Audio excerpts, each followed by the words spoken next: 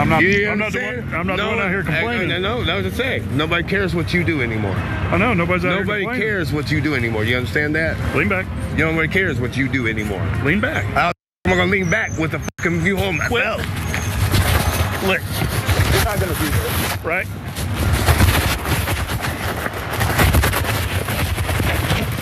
We're not gonna do this, right? Stop. You're done. You're done. You're done. Are we done now? Roll over. You're done. I can't. Roll over. I can't. You're done. There you go. You're done. There you go. There you go. Done. Police brutality. Just lean him up. There you go. Police brutality. Jermaine Vaughn made the mistake of speaking back to a police officer because he thinks police officers apparently believe they have some kind of authority over his voice. This is back in September 24th of last year, and he was stomped, as you saw, by that other cop in the face. This is in Indianapolis, and of course they had him handcuffed, held him by his belt, and he didn't like that he was disrespecting him. It's always the number one rule for cops is don't you talk back to me, boy, because that's the way they feel. Anyways, after this attack happened, this is how the police chief responded to it. Watch more. It hurts me to see any of our officers treat someone the way that you're gonna see here shortly. No excuse for it. I promised this community and I promised our officers that I would be transparent. That's in good times and bad times. This is a bad time. But I think the community deserves it.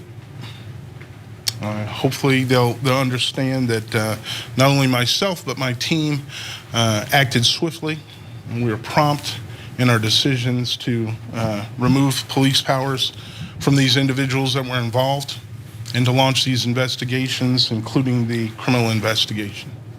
But I understand after watching this video, there's going to be some people who are upset, and we'll hope to mend those fences where we can. Because I know these videos, when they're seen, there's gonna be people that are gonna say, that's what they're all like. Well, let me tell you, that's not what they're all like. Tell me that. How about you prove it to me? Because I keep hearing that. It's not like this first time we've heard you say, that's not what they're all like. Prove it to me. Make sure this never happens again. What do you say to your police officers before you go? If I catch any of you guys assaulting anyone in normal traffic stops, if I catch you doing the wrong thing, I'm preemptively gonna get rid of your ass. In fact, we're gonna make sure you get prosecuted. We're gonna make sure you're prosecuted to the fullest extent of the law. We're gonna get these bad apples out of our police force. Stop telling me what you're gonna do and start effing doing what you say you're gonna do. Tired of this same song and dance. By the way, so this guy who stomped him in the face is gonna be indicted by a grand jury. Here's his face. His name is Sergeant Eric Huxley. Are there other Huxleys in the police department, chief? If so, make sure they know. Anybody else who's there who likes your boy Huxley, be put on notice right now. If you have anything positive to say about this guy, get the F out right now. Why is that not the conversation? You can't do, if you work at, I keep bringing up Subway and McDonald's as my examples. If you work at these small time fast food jobs and you do anything close to this type of stuff, you can't make it through that shift, bro. Here's more. Because he and these other officers, this is why they were harassing and beating up Vaughn in the first place for disorderly conduct. The Department of Justice officials announced Wednesday that Huxley, who's 44 years old, had been charged with one count of deprivation of rights under color of law while using a dangerous weapon and resulting in bodily injury.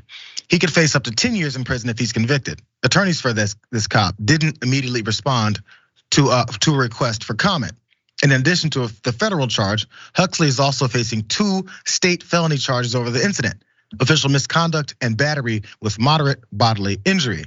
The case is still proceeding through court. And lastly, Taylor suspended the 14-year veteran of the department without pay and recommended to the department's civilian police merit board that Huxley be fired. So he's working through getting him fired. 14 years on the force, Dan. Do you think this is the first time he maybe did something like this? Yeah, that's speculation.